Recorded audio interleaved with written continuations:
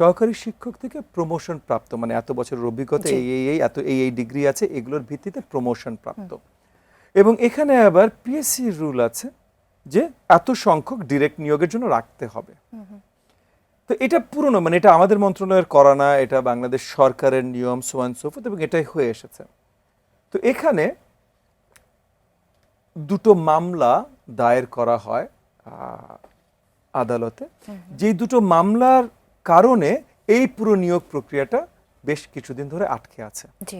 So 32,000 plus স্কুলে আমি headmaster দিতে পারছি না, নট বিকজ আমি চাই না, নট বিকজ স্কুলের নিড নেই, বাট বিকজ মামলাধীন। জুডিশিয়ারির সাথে তো ডিরেক্ট অ্যাক্সেস আমাদের হতে পারে না।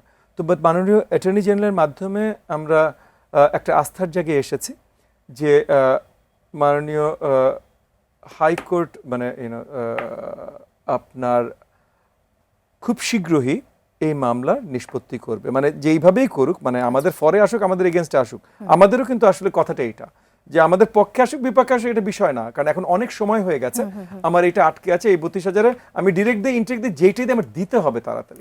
সো মামলার নিষ্পত্তি আমরা চাই, এবং সেই আঙ্গিকে অ্যাটর্নি জেনারেল অফিস থেকে আমাদেরকে আশ্বাস দেওয়া হয়েছে যে খুব দ্রুত হয়তো এটা নিষ্পত্তি আসছে। সো নিষ্পত্তি পেলে হামিদুর রহমান ভাই, আপনার যেমন আপনি দুঃখে আছেন যে এটা কেন হচ্ছে না, আমিও আসলে দুঃখে আছি